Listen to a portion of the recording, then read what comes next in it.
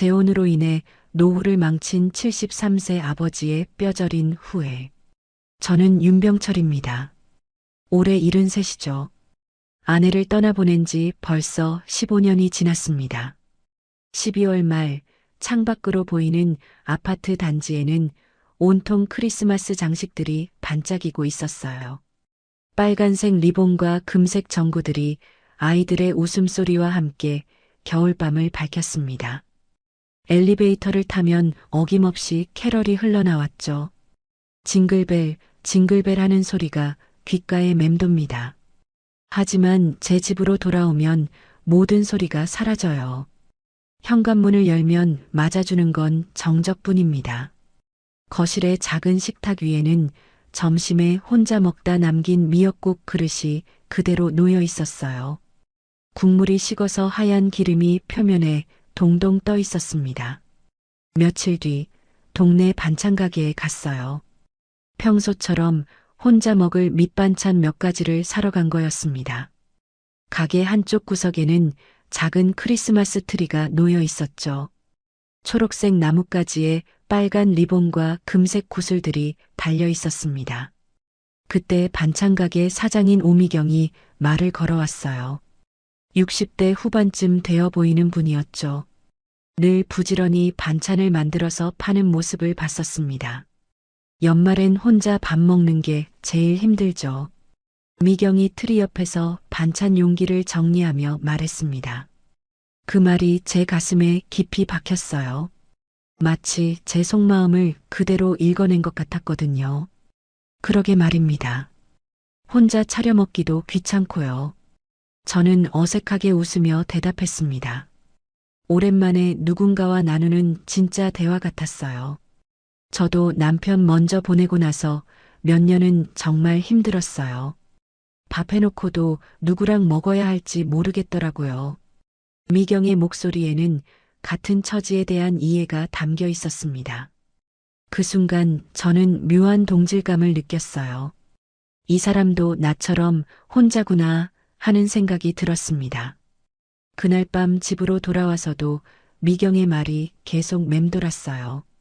연말엔 혼자 밥 먹는 게 제일 힘들다는 그 말이요. 정말 그렇습니다. 밥상에 혼자 앉아 있으면 문득 허전해져요. 아내가 있을 때는 몰랐는데 혼자 먹는 밥이 이렇게 쓸쓸할 줄은 몰랐습니다. 아내가 세상을 떠났을 때 저는 슬펐어요. 하지만 그때는 슬픔이 전부였습니다.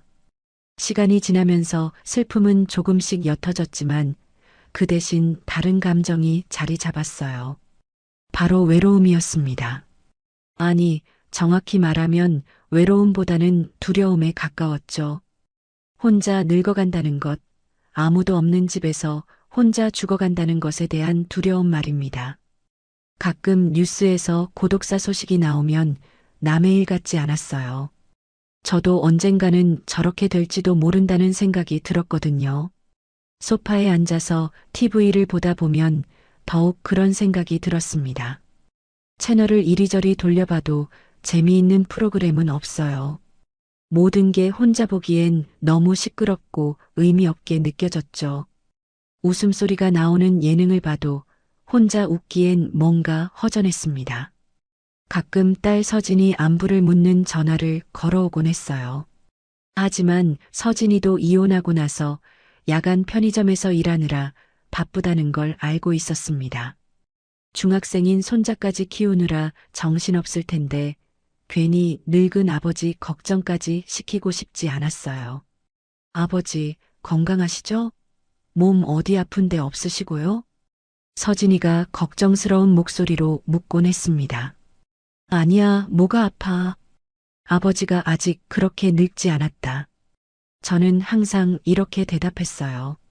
실제로는 무릎도 아프고 혈압약도 먹고 있었지만 딸에게 걱정을 끼치고 싶지 않았거든요. 그런 생각들이 머릿속을 맴돌 때마다 저는 스스로에게 말했습니다. 이런 생각하지 말자고요. 딸도 있고 손자도 있는데 뭔 걱정이냐고요. 하지만 마음 한구석에서는 계속 불안했어요.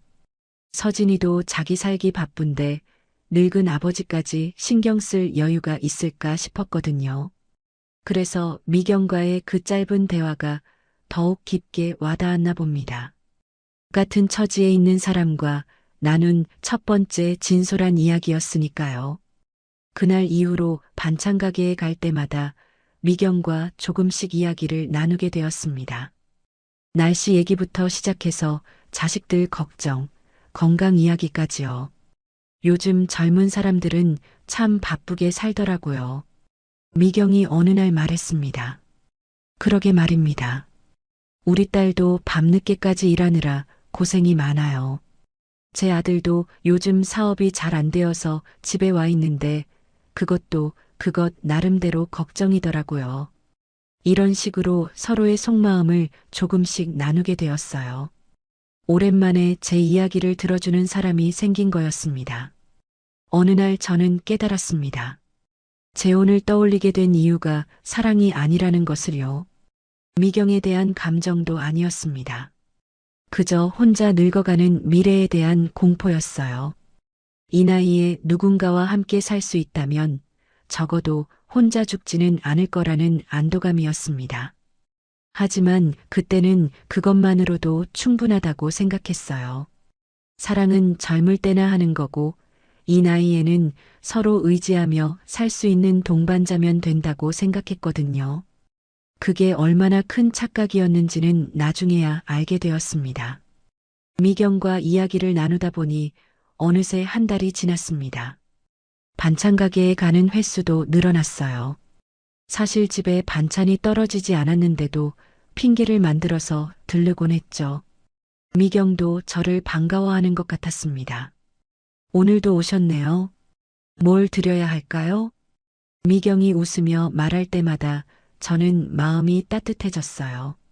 오랜만에 누군가가 저를 기다려주는 것 같은 느낌이었거든요.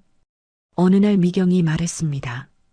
참, 제가 김치찌개 끓였는데 혼자 먹기엔 너무 많아요. 괜찮으시면 같이 드실래요?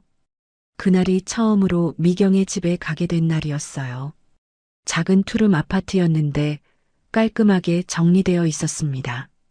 부엌에서는 김치찌개 냄새가 고소하게 풍겼죠. 집이 참 정갈하네요.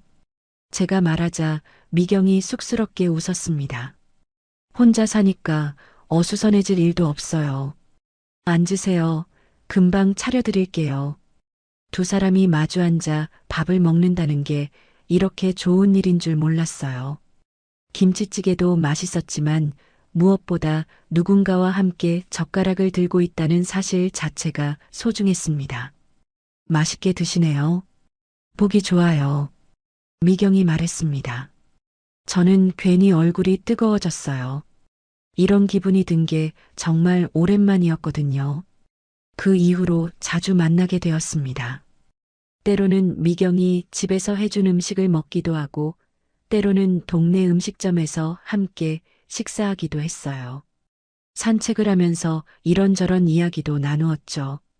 아들이 요즘 사업이 잘 안 되어서 집에 와 있어요. 그것도 걱정이긴 하지만요. 미경이 어느 날 말했습니다. 그래도 자식이 곁에 있으면 든든하지 않을까요? 글쎄요. 어른이 된 자식이 집에 있으면 그것도 복잡해져요. 미경의 표정이 조금 어두워졌습니다. 저는 더 이상 묻지 않았어요. 누구에게나 말하기 어려운 가족 사정이 있는 법이니까요. 한 달쯤 더 지났을 때 미경이 조심스럽게 말을 꺼냈습니다. 우리 이렇게 지내는 것도 좋지만 정식으로 같이 살면 어떨까요? 그 말을 듣는 순간 제 마음이 두근거렸어요. 사실 저도 생각하고 있던 일이었거든요. 하지만 막상 미경이 먼저 꺼내니까 당황스러웠습니다. 정식으로라고 하면 결혼 말이에요. 우리 나이에 연애만 하고 있을 수도 없잖아요. 미경이 실용적으로 말했습니다. 맞는 말이었어요. 70이 넘은 나이에 젊은이들처럼 연애만 하고 있을 순 없었죠. 좋습니다.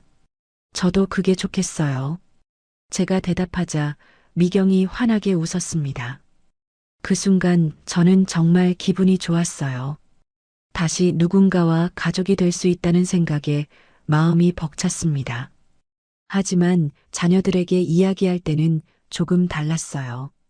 먼저 딸 서진이에게 전화를 걸었습니다. 서진아, 아버지가 할 말이 있어. 네, 아버지. 무슨 일이에요? 아버지가 재혼을 하려고 한다. 전화기 너머로 한동안 조용했습니다. 서진이가 놀란 것 같았어요. 갑자기요? 어떤 분인데요? 동네 반찬 가게 하는 분이야. 좋은 사람이다. 아버지, 너무 급하신 거 아니에요? 좀 더 생각해 보시고. 서진이의 목소리에는 걱정이 가득했습니다. 당연한 반응이었죠. 갑작스럽게 들었을 테니까요. 서진아, 아버지 나이가 몇 살인데 이 나이에 더 미룰 게 뭐가 있니? 제가 단호하게 말했습니다. 실제로 그렇게 생각했거든요. 70 넘어서 신중하게 연애하고 있을 시간은 없다고 봤어요. 그래도 아버지, 적어도 그분이랑 좀 더 오래 지내보시고. 아니야, 이미 결정했다. 걱정하지 마라. 서진이는 더 이상 말하지 않았습니다. 아마 아버지의 고집을 꺾을 수 없다는 걸 알았을 거예요. 저도 딸의 마음은 이해했지만 이미 마음을 정한 일이었습니다. 미경의 아들 재훈에게도 인사를 하게 되었어요. 40대 중반쯤 되어 보이는데 첫인상이 그리 좋지는 않았습니다. 말투가 좀 거칠었거든요. 어머니가 재혼하신다고 하더라고요. 재훈이 저를 보며 말했습니다. 반갑다는 인사보다는 탐색하는 느낌이 강했어요. 네, 잘 부탁드립니다. 저는 정중하게 인사했습니다. 하지만 재훈의 표정은 별로 밝지 않았어요. 우리 어머니 잘 부탁드려요. 어머니는 고생을 많이 하신 분이거든요. 그 말투에는 어떤 경고 같은 게 담겨 있었습니다. 마치 함부로 대하면 안 된다는 뜻처럼 들렸어요. 하지만 저는 별로 신경 쓰지 않았습니다. 자식이 어머니를 걱정하는 마음이니까 이해할 수 있었거든요. 시간이 지나면 친해질 거라고 생각했어요. 혼인신고는 간단하게 했습니다. 미경과 함께 주민센터에 가서 서류만 작성했죠. 특별한 식도 올리지 않았어요. 이 나이에 거창하게 할 필요도 없다고 생각했거든요.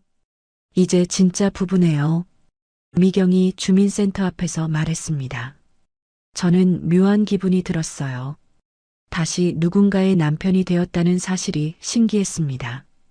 며칠 뒤 미경의 집으로 이사를 했어요. 제 집은 전세로 내놓기로 했습니다. 미경의 집이 더 넓고 살기 좋았거든요. 제 짐은 많지 않았어요. 옷가지와 몇 가지 생활용품, 그리고 아내의 사진 정도였습니다. 사진은 거실에 두시겠어요? 미경이 아내 사진을 보며 물었습니다. 조금 어색한 표정이었어요. 아니요, 제 방에 둘게요.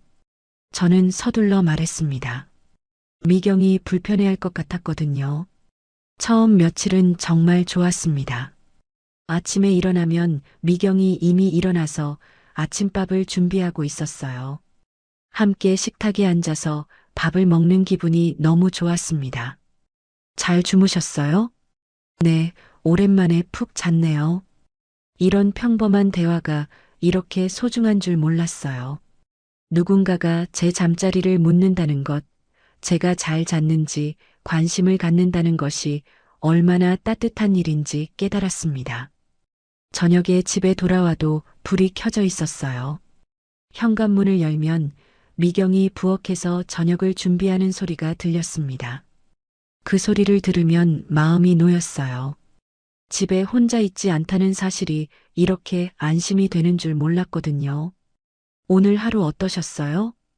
미경이 물으면 저는 하루 있었던 일들을 이야기했습니다.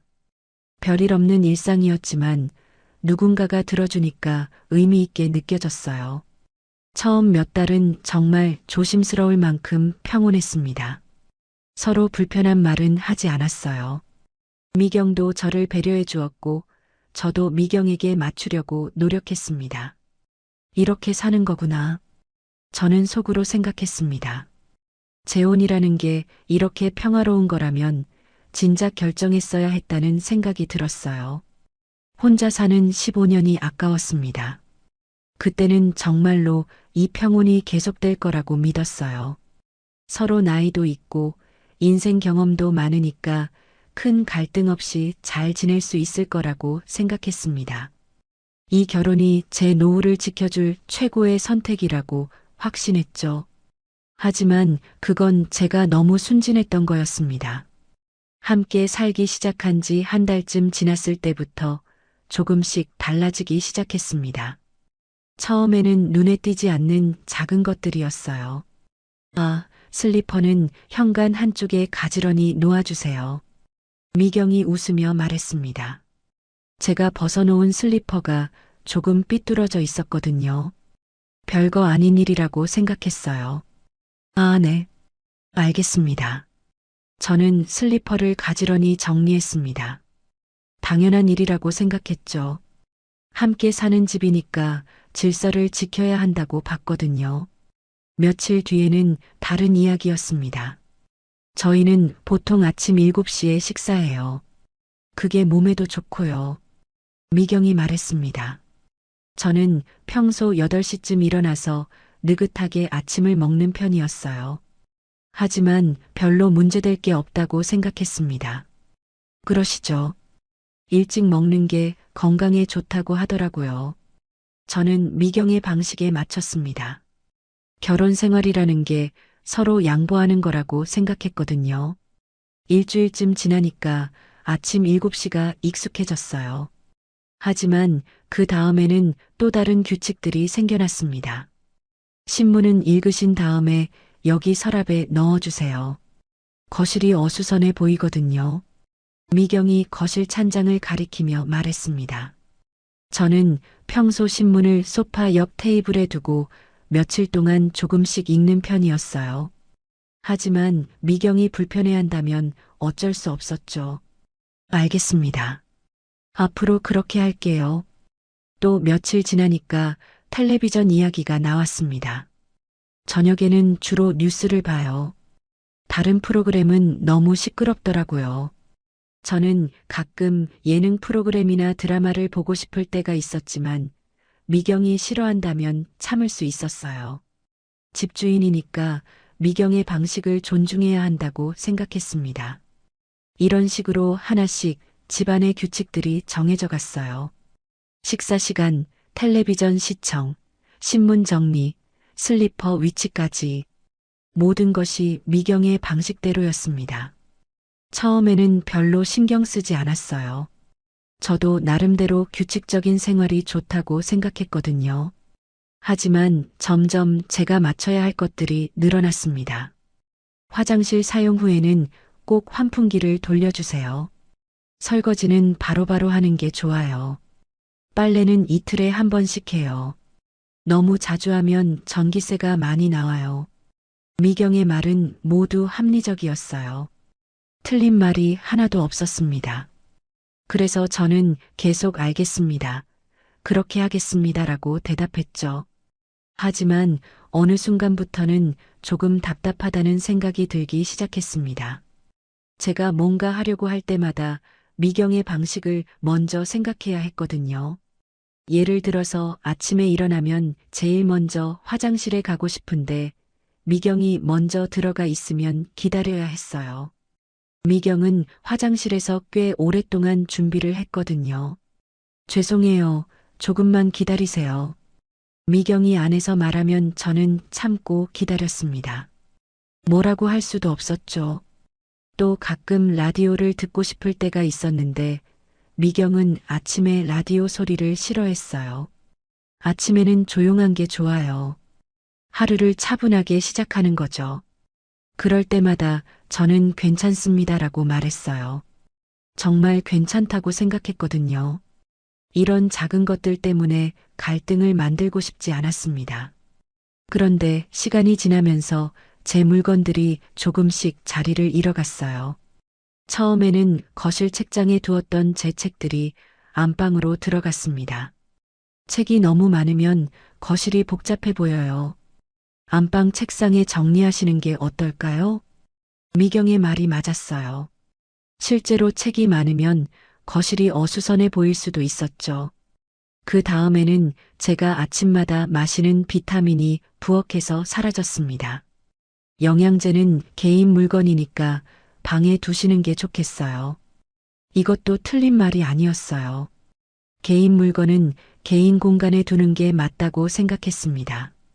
얼마 뒤에는 거실에 두었던 제 독서용 안경까지 안방으로 이동했어요. 거실 테이블 위에 여러 가지 물건이 있으면 정신없어요. 이런 식으로 하나둘씩 제 물건들이 안방으로 들어갔습니다.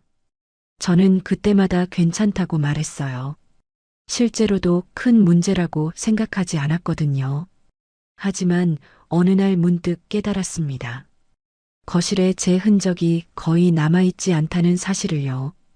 거실 소파에 앉아서 둘러보니 모든 게 미경의 취향대로 꾸며져 있었어요.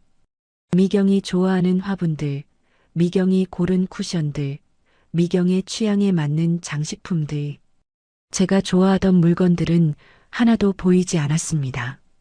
처음에는 이사 온 지 얼마 안 돼서 그런 거라고 생각했어요.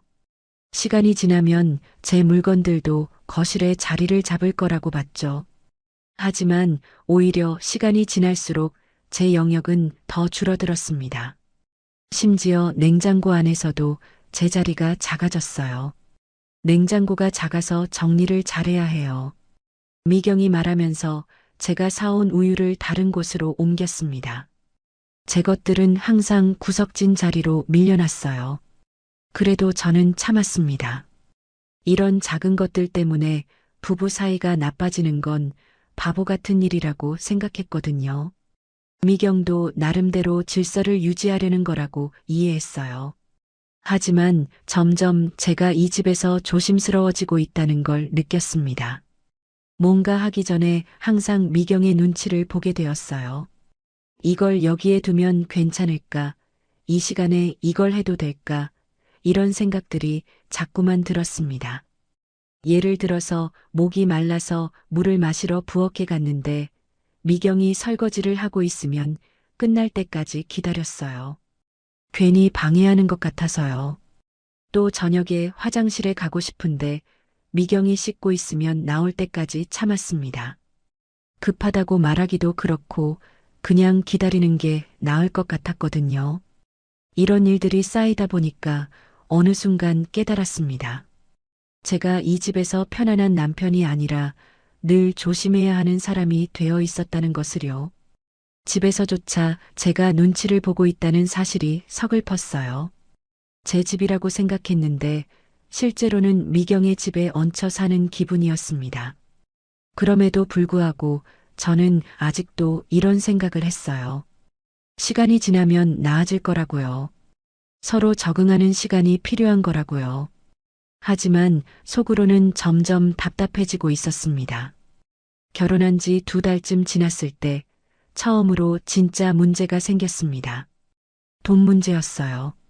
매달 셋째 주 월요일은 제가 딸 서진이에게 용돈을 보내는 날이었습니다. 서진이가 이혼한 뒤로 계속해온 일이었어요. 많은 돈은 아니지만 매달 30만 원씩 보태주고 있었습니다. 그날도 평소처럼 은행에 갔다 와서 집에 들어왔어요.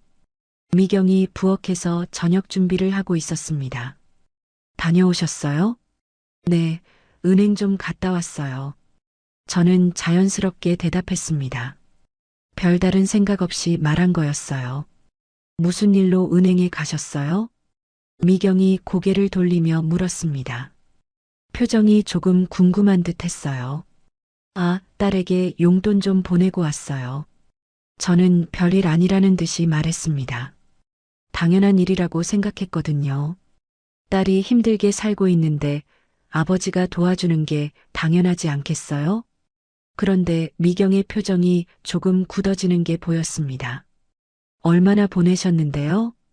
30만 원이요. 매달 보내던 거예요. 제가 대답하자 미경이 잠깐 말을 멈췄습니다. 뭔가 생각하는 표정이었어요. 매달 30만 원씩이요? 네, 서진이가 혼자서 아이 키우느라 힘들거든요. 저는 당연하다는 표정으로 설명했습니다. 하지만 미경의 얼굴은 점점 어두워졌어요. 그런데 우리 살림도 빠듯한데요. 미경이 조심스럽게 말했습니다.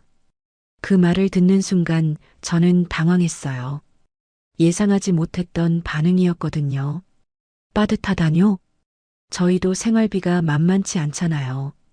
두 사람이 살면서 들어가는 돈이 생각보다 많아요. 미경이 설명했습니다. 틀린 말은 아니었어요. 실제로 두 사람이 살면 혼자 살 때보다 돈이 더 들죠. 하지만 저는 이해할 수 없었습니다. 제가 제 돈으로 제 딸에게 보내는 건데 왜 미경이 그런 말을 하는지 모르겠었어요. 제 연금에서 나가는 거니까 괜찮지 않을까요?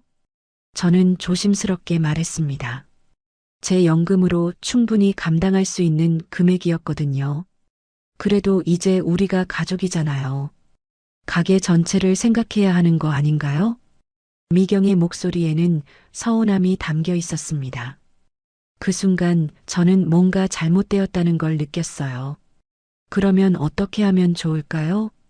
제가 물었습니다. 정말로 모르겠었거든요. 딸을 도와주는 걸 그만둘 수는 없었어요. 적어도 상의는 해주셨으면 좋겠어요. 갑자기 30만 원이 나간다고 하니까 당황스럽네요. 미경이 말했습니다. 그 말을 듣고 보니 미경의 입장도 이해가 되었어요. 함께 사는 사람에게 미리 이야기하지 않았으니까 섭섭할 수도 있겠다는 생각이 들었죠. 죄송해요. 앞으로는 미리 말씀드릴게요. 저는 사과했습니다. 하지만 마음 한편으로는 조금 억울했어요. 제 딸에게 제 돈으로 보내는 건데 왜 허락을 받아야 하는지 이해하기 어려웠거든요. 그날 저녁은 조금 어색했습니다. 미경도 평소보다 말이 없었고 저도 뭔가 어색했어요. 처음으로 의견이 달라진 일이었거든요. 다음 달이 되었을 때 저는 고민이 되었습니다. 서진이에게 용돈을 보내야 하는데 미경에게 어떻게 말해야 할지 모르겠었어요. 결국 저는 미경에게 먼저 말했습니다. 미경 씨, 이번 달도 서진이에게 용돈을 보내려고 하는데요. 아, 네. 알겠어요. 미경이 대답했지만 표정이 그리 밝지는 않았어요. 마지못해 허락하는 느낌이었습니다. 괜찮으시죠? 제가 다시 물어보자 미경이 한숨을 조금 쉬었어요. 글쎄요. 사실 부담스럽긴 해요. 부담스럽다고요? 우리도 앞으로 돈 들어갈 일이 많을 텐데 매달 30만 원씩 나가면 여유가 없어져요. 미경의 말에는 짜증이 조금 섞여 있었습니다. 저는 당황스러웠어요. 그럼 좀 줄일까요? 제가 제안했습니다. 어쩔 수 없다고 생각했거든요. 그것보다는 서진 씨가 좀 더 자립할 수 있도록 도와주시는 게 어떨까요? 미경이 말했습니다. 논리적으로는 맞는 말이었어요. 하지만 저는 마음이 불편했습니다. 서진이가 지금도 열심히 일하고 있어요. 그래도 계속 의존하면 본인에게도 좋지 않잖아요. 미경의 말이 틀린 건 아니었지만 저는 인정하기 어려웠어요. 딸이 힘들어하는데 도와주지 않을 수는 없었거든요. 결국 그달에도 30만 원을 보냈습니다. 하지만 미경에게 먼저 말하고 양해를 구하고 보낸 거였어요. 뭔가 허락받는 기분이었습니다. 그 이후로 매달 용돈 보내는 일이 스트레스가 되었어요. 미경에게 말할 때마다 눈치를 봐야 했거든요. 이번 달에도 보내시려고요? 미경이 매번 이런 식으로 물어봤습니다. 말투는 담담했지만 내심 반대한다는 게 느껴졌어요. 네, 서진이가 아직 어려워해서요. 저는 항상 이유를 설명해야 했습니다. 제 딸에게 제 돈을 보내는데도 이유를 대야 한다는 게 이상했어요. 어느 날은 미경이 더 직접적으로 말했습니다.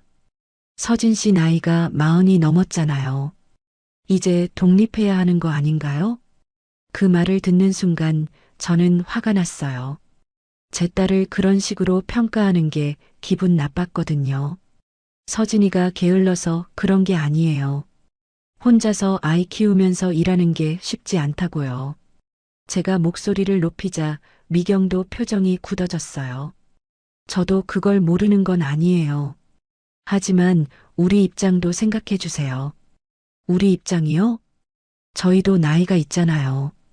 앞으로 병원비도 더 많이 들어갈 텐데 지금부터 돈을 아껴야죠. 미경의 말에는 나름의 논리가 있었습니다. 하지만 저는 받아들이기 어려웠어요. 그날 밤 잠자리에 들면서도 계속 생각났습니다. 제가 잘못된 걸까요? 딸을 도와주는 게 그렇게 잘못된 일일까요? 하지만 다른 한편으로는 미경의 마음도 이해가 되었어요. 함께 사는 사람 입장에서는 부담스러울 수도 있겠다는 생각이 들었거든요. 그 이후로 저는 매번 고민하게 되었습니다. 서진이에게 용돈을 보낼 때마다 미경과 실랑이를 벌여야 했어요. 점점 보내는 금액도 줄어들었습니다. 30만 원에서 20만 원으로, 그 다음에는 15만 원으로. 서진이에게서 전화가 왔을 때는 더 마음이 아팠어요. 아버지, 요즘 용돈이 줄어들었네요. 혹시 어려우신가요?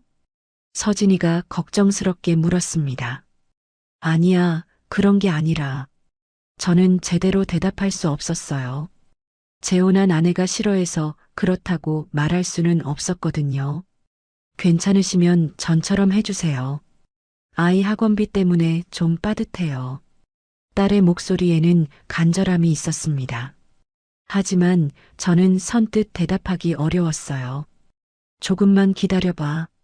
아버지가 생각해 볼게. 결국 애매하게 둘러댔습니다. 집에 와서 미경에게 말할 생각을 하니까 벌써부터 피곤했거든요. 그때 저는 깨달았습니다. 남편으로서의 책임과 아버지로서의 책임이 충돌하고 있다는 것을요. 미경을 배려하면 딸에게 미안했고, 딸을 도우면 미경이 불편해했어요. 어느 쪽을 선택해도 마음이 편하지 않았습니다. 이런 문제가 생길 거라고는 전혀 예상하지 못했어요. 결혼하기 전에는 단순하게 생각했었거든요. 서로 이해하고 배려하며 살면 된다고 봤어요.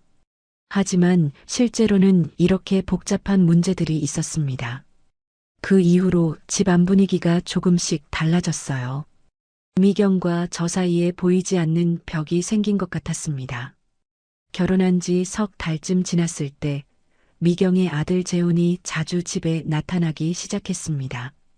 처음에는 가끔 안부를 묻는 정도였는데 점점 더 자주 오게 되었어요. 재훈은 40대 중반인데 최근에 사업을 접었다고 했습니다. 무슨 사업을 했는지 자세히는 모르겠지만 잘 안 되어서 그만두었다는 이야기였어요. 엄마, 안녕하세요. 재훈이 현관문을 열고 들어올 때마다 저는 조금 긴장되었습니다. 뭔가 불편한 기운이 있었거든요. 아, 재훈아. 어서 와라. 미경은 아들이 오면 항상 반가워했습니다. 평소보다 목소리도 밝아졌어요. 아저씨도 계시네요. 재훈이 저를 보며 어색하게 인사했습니다. 반갑다는 느낌보다는 의무적인 인사 같았어요. 네, 안녕하세요. 저도 정중하게 인사했습니다. 하지만 재훈의 눈빛에서는 뭔가 탐탁지 않다는 기색이 느껴졌어요. 처음에는 재훈이 1시간 정도 있다가 갔습니다. 미경과 이런저런 이야기를 나누고 차 한 잔 마시고 가는 정도였어요. 저는 괜히 방해가 될까봐 안방에 있었죠. 그런데 며칠 지나니까 재훈이 오는 횟수가 늘어났습니다. 일주일에 한두 번 오더니 나중에는 거의 매일 왔어요. 요즘 할 일이 없어서 심심해요. 재훈이 미경에게 말하는 걸 들었습니다. 사업을 정리하고 나서 딱히 할 게 없다고 하더라고요. 그럴 때마다 미경은 아들을 위해 음식을 차려주었어요. 평소보다 정성스럽게 준비하는 게 보였습니다. 재훈이가 좋아하는 된장찌개 끓일게. 미경이 부엌에서 바쁘게 움직였습니다. 아들이 오는 날이면 항상 특별한 반찬을 만들어줬어요. 저는 그런 모습을 보면서 조금 서운했습니다. 평소에는 간단하게 차려주던 미경이 아들 앞에서는 완전히 달라졌거든요. 그런데 더 신경 쓰이는 건 다른 일이었어요. 재훈이 올 때마다 미경이 용돈을 주는 것 같았습니다. 엄마, 그럼 다음에 또 올게요. 재훈이 일어서면서 말할 때 미경이 조용히 뭔가를 건네는 게 보였어요. 아마 돈인 것 같았습니다. 처음에는 확실하지 않아서 그냥 넘어갔어요. 하지만 매번 그런 모습을 보니까 분명해졌습니다. 미경이 재훈에게 생활비를 주고 있었던 거예요. 어느 날 저는 조심스럽게 물어봤습니다. 재훈 씨에게 용돈을 주시는 건가요? 미경이 잠시 당황하는 표정을 지었어요. 아들이 어려우니까 조금씩 도와주고 있어요. 얼마나 주시는데요? 제가 물으니까 미경이 머뭇거렸습니다. 그렇게 많이는 아니에요. 50만 원 정도요. 50만 원이라고 들었을 때 저는 깜짝 놀랐어요. 제가 딸에게 주던 30만 원보다 훨씬 많은 금액이었거든요. 매달 50만 원이요? 네, 재훈이가 지금 수입이 없으니까 어쩔 수 없어요. 미경이 당연하다는 듯이 말했습니다. 하지만 저는 이해하기 어려웠어요. 제가 딸에게 30만 원 줄 때는 그렇게 반대하던 미경이 자기 아들에게는 50만 원을 주고 있었던 거니까요. 그럼 우리 살림이 더 어려워지는 거 아닌가요?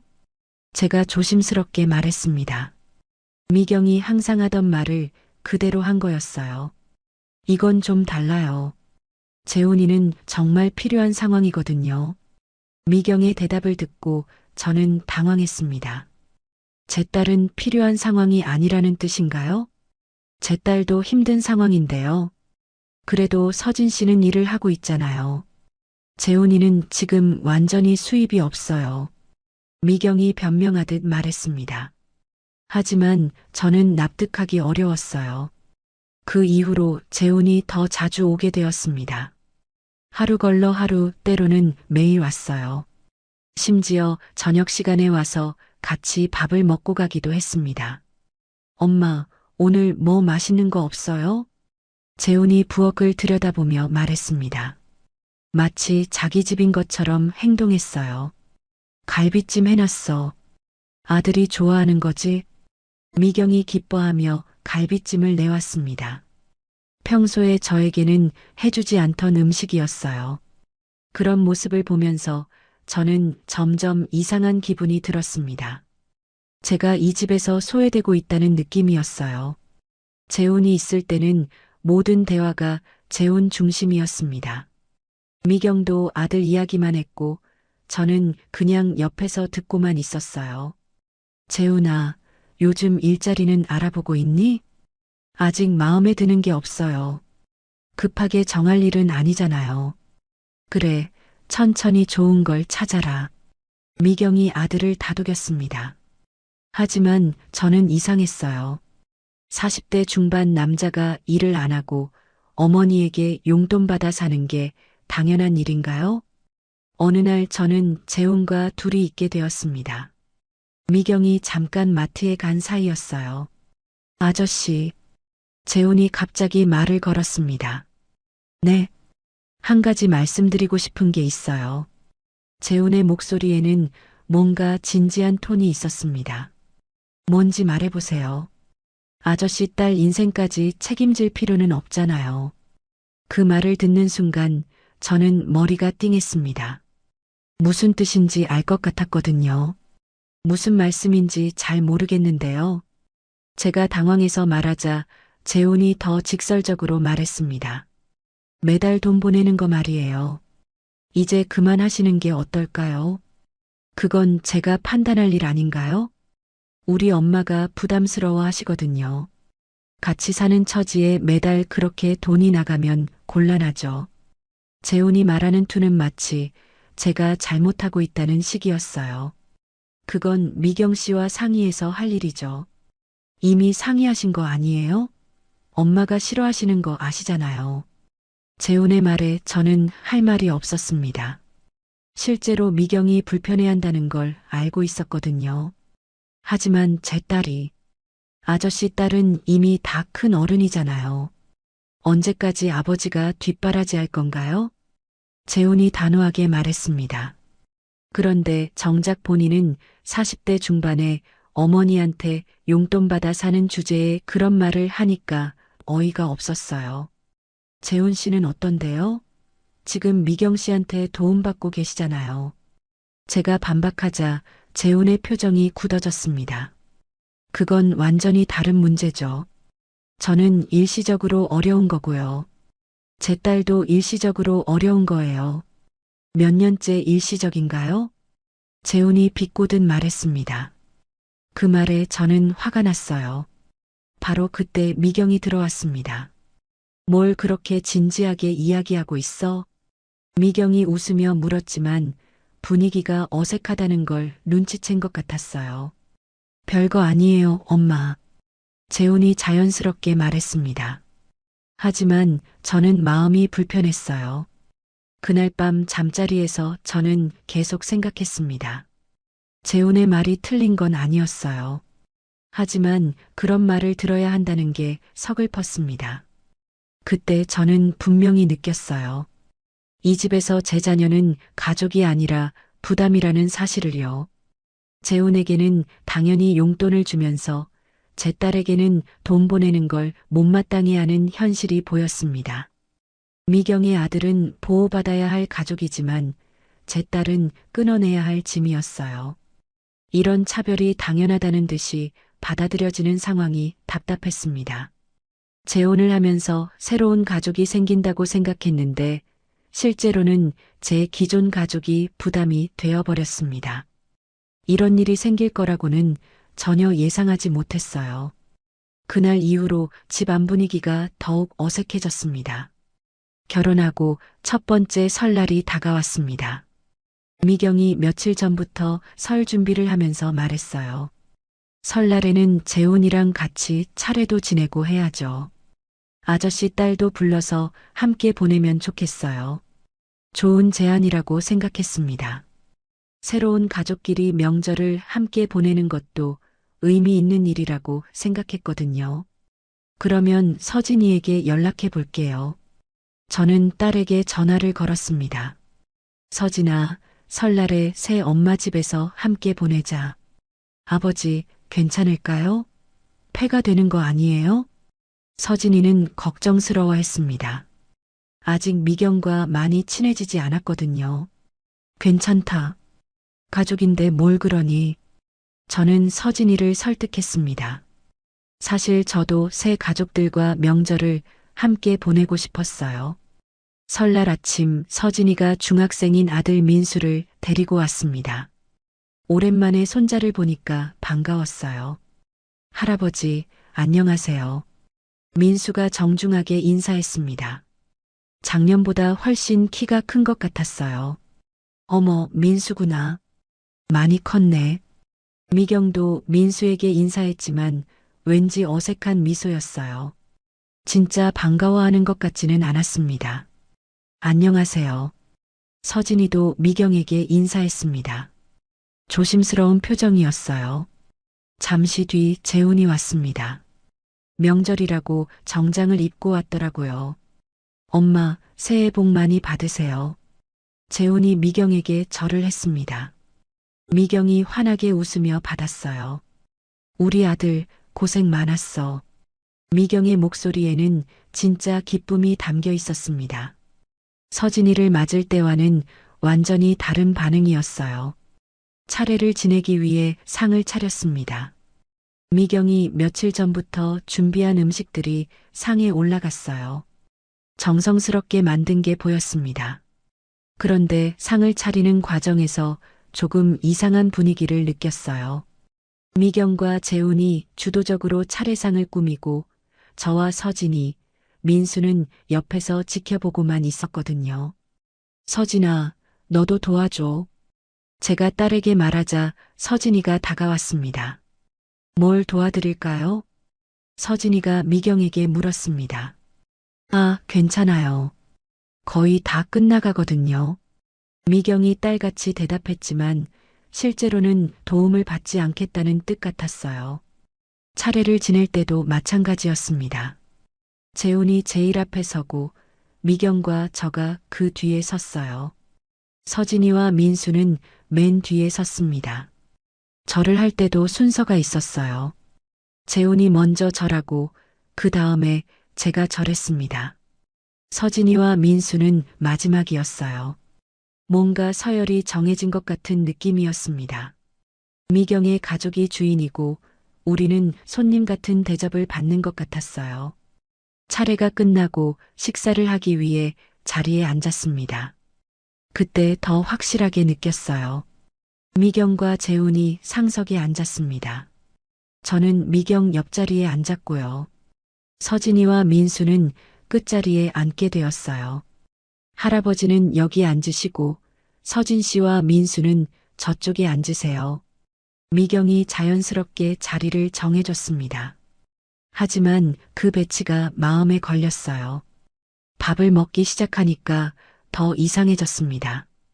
미경은 주로 재훈과 이야기했어요. 재훈의 안부를 묻고 재훈이 좋아하는 음식을 계속 권했습니다. 재훈아, 이거 너 좋아하는 거지? 많이 먹어. 엄마 맛있어요. 역시 엄마 손맛이 최고예요. 모자 간의 대화가 계속 이어졌습니다. 저도 가끔 끼어들었지만 주로 재훈 중심의 대화였어요. 그런데 서진이와 민수 쪽으로는 관심이 별로 없었습니다. 반찬도 재훈 앞에 있는 것들을 먼저 권하고 서진이와 민수 앞에는 나중에 놓았어요. 민수야, 많이 먹어. 제가 손자에게 반찬을 올려주었습니다. 할아버지, 고맙습니다. 민수가 작은 목소리로 대답했습니다. 평소보다 많이 조용했어요. 민수는 중학교 몇 학년이지? 미경이 형식적으로 물었습니다. 중학교 2학년이에요. 민수가 대답했지만 미경은 별로 관심 없다는 표정이었어요. 금방 재훈과 다른 이야기를 시작했습니다. 식사 중에 재훈이 말했습니다. 엄마, 설날이니까 세뱃돈 주세요. 농담 반 진담 반으로 한 말이었는데 미경이 정말로 돈을 꺼내더라고요. 우리 아들 받아라. 미경이 재훈에게 돈을 건넸습니다. 재훈이 40대 중반인데도 세뱃돈을 받는 게 이상했지만 모자 사이에서는 자연스러운 일인 것 같았어요. 그런데 민수에게는 세뱃돈을 주지 않더라고요. 정작 세뱃돈을 받을 나이인 민수는 그냥 지나쳤습니다. 미경 씨, 민수에게도 세뱃돈을 주시면. 제가 조심스럽게 말하려는데 서진이가 손짓으로 말리더라고요. 괜찮아요, 아버지. 서진이가 작은 목소리로 말했습니다. 미경에게 부담 주기 싫다는 표정이었어요. 하지만 저는 속으로 화가 났습니다. 손자도 가족인데 왜 차별을 하는 건지 이해할 수 없었거든요. 식사가 끝나고 거실에서 이야기를 나눴습니다. 그런데 여기서도 마찬가지였어요. 미경과 재훈이 소파 중앙에 앉고 저는 옆에 앉았습니다. 서진이와 민수는 작은 의자에 앉았어요. 대화도 주로 재훈 중심이었습니다. 재훈의 취업 계획, 재훈의 건강, 재훈이 좋아하는 연예인 이야기까지 모든 게 재훈에 관한 것이었어요. 서진이는 가끔 맞장구 치는 정도였고 민수는 거의 말을 하지 않았습니다. 민수야, 학교 생활은 어때? 제가 손자에게 물었습니다. 괜찮아요, 할아버지. 민수가 대답했지만 평소보다 목소리가 작았어요. 공부는 잘하고 있고? 네, 열심히 하고 있어요. 민수의 대답이 어색했습니다. 평소에는 활발하게 이야기하는 아이인데 오늘은 왜 이렇게 조용한지 모르겠었어요. 한참 뒤에 민수가 제 귀에 작게 속삭였습니다. 할아버지, 여기서는 조용히 있어야 해요? 그 말을 듣는 순간 제 가슴이 찔렸습니다. 13살 아이가 눈치를 보고 있었던 거예요. 왜 그렇게 생각하니? 제가 조용히 물었습니다. 뭔가 제가 말하면 안 될 것 같아요. 민수의 대답에 저는 마음이 아팠습니다. 손자가 이 집에서 편안하지 않다는 걸 느끼고 있었던 거예요. 그 순간 저는 분명히 깨달았습니다. 재혼으로 얻은 가정은 제 가족을 밀어내고 있었다는 사실을요. 미경의 아들은 40대인데도 세뱃돈을 받고 중심에서 대접받았지만 제 손자는 13살인데도 조용히 있어야 하는 존재가 되어 있었어요. 딸 서진이도 마찬가지였습니다. 미경과 재훈의 대화에 끼어들 수 없는 분위기였어요. 마치 초대받은 손님처럼 조심스럽게 행동해야 했습니다. 반찬도 말도 시선도 모든 게 재훈 중심이었어요. 제 가족은 뒷전이었습니다. 그때까지는 미경이 아들을 챙기는 정도로만 생각했었는데 명절 식탁에서 보니까 완전히 달랐어요. 이건 단순히 아들을 챙기는 게 아니라 제 가족을 배제하는 거였습니다. 새로운 가족을 얻었다고 생각했는데 실제로는 기존 가족을 잃고 있었던 거예요. 재혼이 저에게 무엇을 가져다 주었는지 그 순간 명확하게 보였습니다. 집안에서 중심은 미경과 재훈이었고 저는 그들에게 맞춰야 하는 사람이었어요. 제 딸과 손자는 아예 고려 대상이 아니었습니다. 할아버지, 우리 이제 집에 가도 될까요? 민수가 조용히 물었습니다. 더 이상 있고 싶지 않다는 표정이었어요. 저는 그 말을 들으며 마음이 무너지는 걸 느꼈습니다. 제 손자가 할아버지 집에서 편안하지 못해하고 있었던 거예요. 그날 서진이와 민수가 떠난 뒤 저는 오랫동안 생각에 잠겼습니다. 과연 이 재혼이 옳은 선택이었을까요? 명절 식탁에서 본 현실은 너무 명확했습니다. 이 집에서 제 가족은 환영받지 못하는 존재였어요. 설날이 지나고 며칠 뒤 오랜만에 반가운 전화를 받았습니다. 중학교에서 함께 가르쳤던 동료 김 선생님이었어요. 병철아, 요즘 어떻게 지내나? 선생님, 오랜만입니다. 저는 반가운 마음에 목소리가 밝아졌어요. 김 선생님과는 정년퇴직 후에도 가끔 연락하며 지냈거든요. 우리 몇 명이 모이기로 했는데 너도 나올 수 있겠나? 언제인데요? 다음 주 금요일 저녁에 동네 한정식집에서 만나려고 해. 박 선생, 이 선생도 온다고 했어. 오랜만에 옛 동료들을 만날 수 있다는 생각에 기분이 좋아졌습니다. 재혼 후로는 친구들과 만날 기회가 줄어들었거든요. 좋습니다. 꼭 참석할게요. 그날까지 며칠 동안 저는 설렜어요. 오랜만에 마음 편하게 웃고 이야기할 수 있을 것 같았거든요. 금요일 저녁 약속 장소인 한정식 집에 갔습니다. 김 선생님, 박 선생님, 이 선생님이 이미 와서 기다리고 있었어요. 병철이 왔네. 오랜만이야. 얼굴이 좋아 보이네. 재혼했다며? 축하한다. 동료들이 반갑게 맞아주었습니다. 정말 오랜만에 느끼는 따뜻한 분위기였어요. 고맙습니다. 덕분에 혼자 있지 않고 지내고 있어요. 저는 웃으며 대답했습니다. 사실 집에서는 웃을 일이 별로 없었는데 친구들 앞에서는 자연스럽게 웃음이 나왔어요. 어떤 분이신데? 나이는 어떻게 되고? 박 선생님이 궁금해했습니다. 60대 후반이고 반찬 가게 하시는 분이에요. 좋은 사람입니다. 그래, 혼자 사는 것보다 훨씬 낫지. 이 선생님이 맞장구 쳤습니다.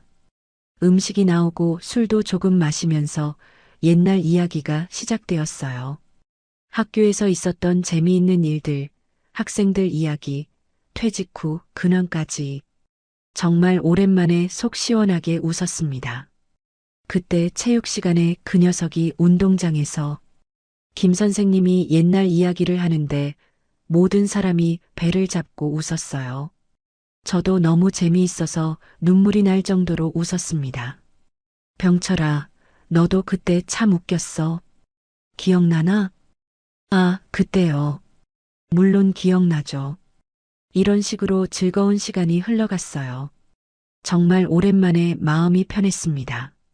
집에서는 항상 눈치를 보게 되는데 친구들과 있으니까 제가 원래 어떤 사람이었는지 떠올랐어요. 그때였습니다. 식당 문이 열리면서 누군가 들어왔어요. 고개를 돌려보니까 미경과 재훈이었습니다. 미경 씨?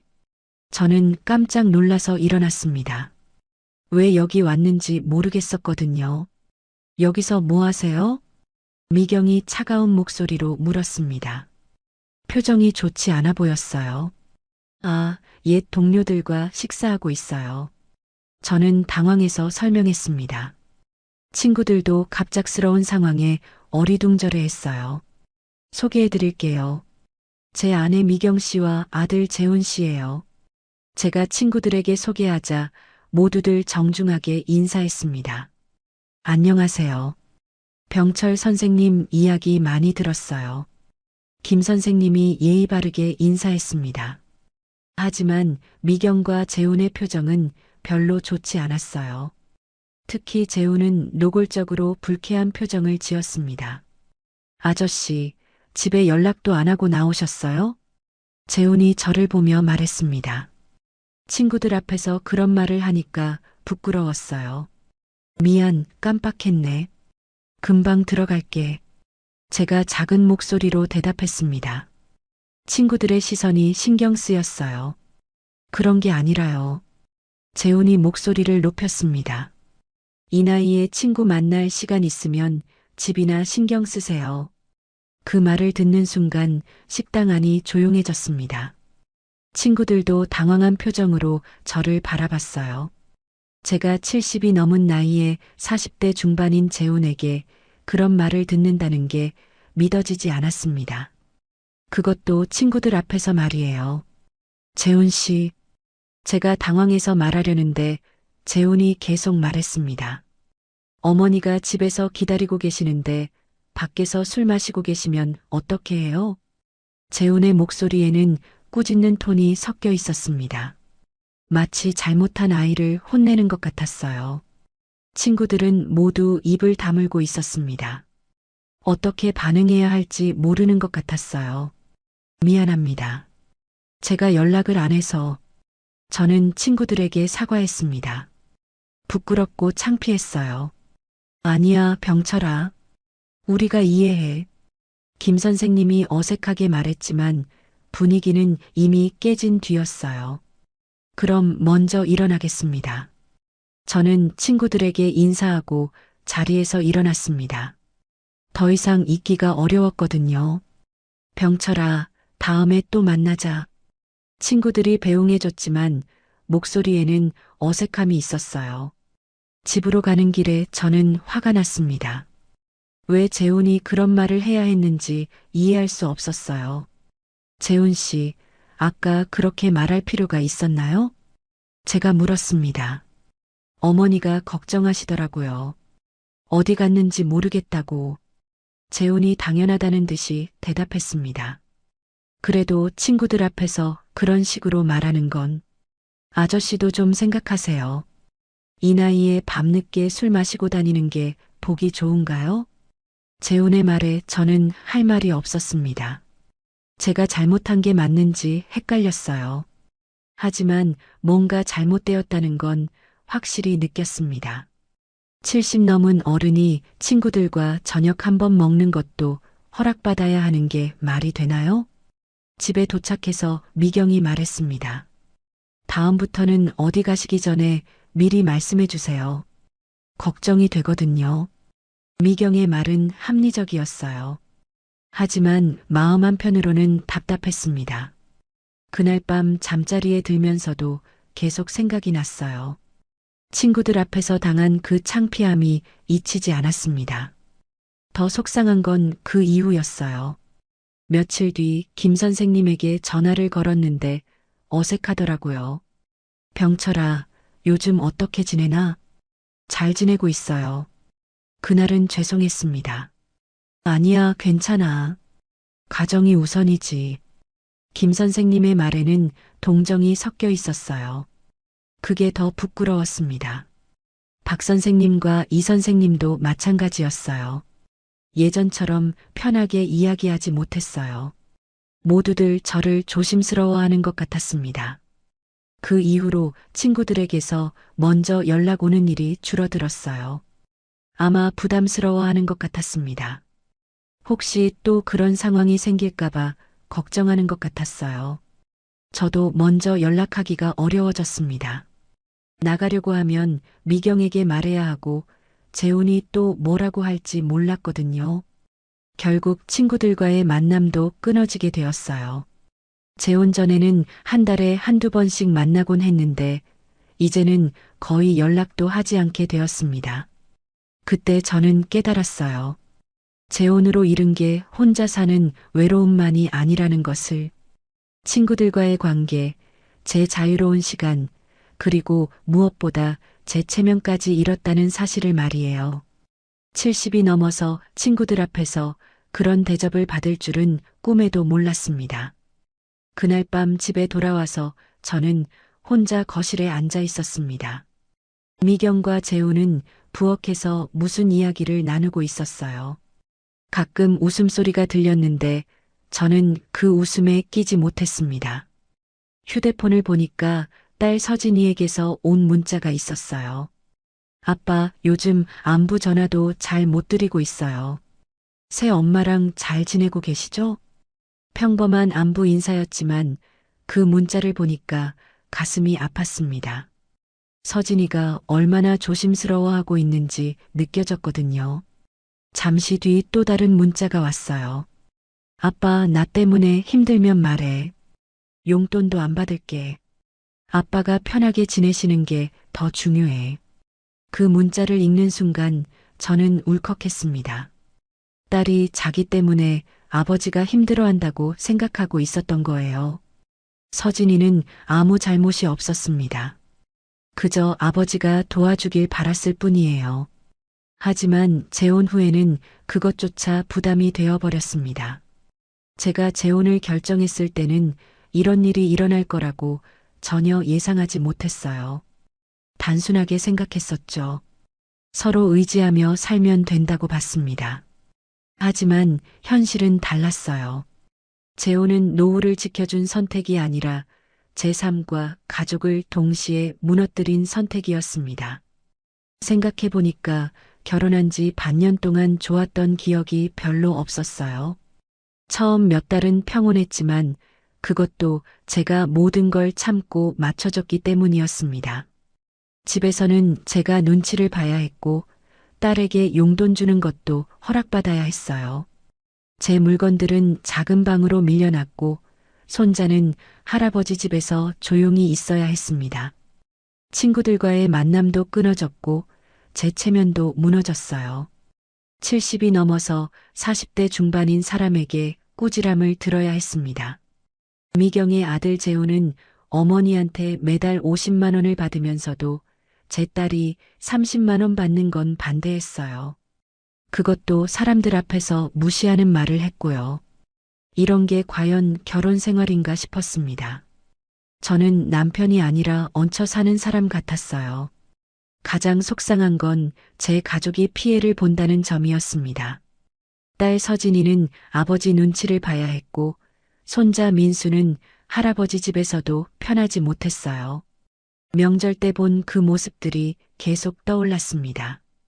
재훈은 40대인데도 세뱃돈을 받고 중심에서 대접받았지만 13살인 민수는 조용히 있어야 했어요. 할아버지, 여기서는 조용히 있어야 해요? 손자의 그 말이 귓가에 맴돌았습니다. 할아버지 집에서 눈치를 봐야 하는 13살 아이의 마음이 얼마나 서글펐을까요? 그때 저는 깨달았어요. 제가 재혼을 한 이유가 무엇이었는지 말입니다. 혼자 늙어가는 두려움 때문이었어요. 외로움도 있었지만 그보다는 혼자 죽을지도 모른다는 공포가 더 컸습니다. 하지만 지금 보니까 그 두려움 때문에 더 큰 걸 잃었어요. 제 자유, 제 가족, 제 인간관계, 그리고 제 존엄성까지요. 미경과 함께 살면서 외로움이 해결되었나요? 전혀 그렇지 않았습니다. 오히려 더 외로웠어요. 집에 사람이 있는데도 마음을 터놓고 이야기할 수 없었거든요. 항상 눈치를 보고 허락을 받고 양해를 구해야 했습니다. 이런 게 동반자 관계인가요? 혼자 살 때는 적어도 자유로웠어요. 친구들과 만나고 싶으면 만날 수 있었고, 딸에게 용돈 주고 싶으면 줄 수 있었어요. 제 물건을 제 마음대로 둘 수도 있었고요. 하지만 지금은 모든 게 제약이었습니다. 70이 넘어서 이런 생활을 해야 하나 싶었어요. 그렇다고 해서 지금 당장 뭔가 할 수 있는 것도 아니었습니다. 이미 혼인신고도 했고 제 집은 전세로 내놨어요. 돌이킬 수 없는 상황이었습니다. 그래도 세 가지 선택지는 있었어요. 첫 번째는 그냥 참고 사는 것입니다. 지금까지처럼 모든 걸 참고 미경과 재훈에게 맞춰 사는 거예요. 갈등을 피하고 평화롭게 살 수는 있겠지만 제가 제답지 못하게 살아야 합니다. 두 번째는 솔직하게 말해보는 것입니다. 미경에게 제 마음을 털어놓고 앞으로는 좀 더 평등한 관계로 살자고 이야기하는 거예요. 하지만 미경이 받아들일지 의문이었어요. 지금까지의 모습을 보면 바뀔 가능성이 별로 없어 보였거든요. 세 번째는 늦었지만 떠나는 것입니다. 이혼을 하고 다시 혼자 살기 시작하는 거예요. 70 넘어서 이혼한다는 게 쉬운 일은 아니지만 이대로 사는 것보다는 나을 수도 있었어요. 어떤 선택을 해야 할까요?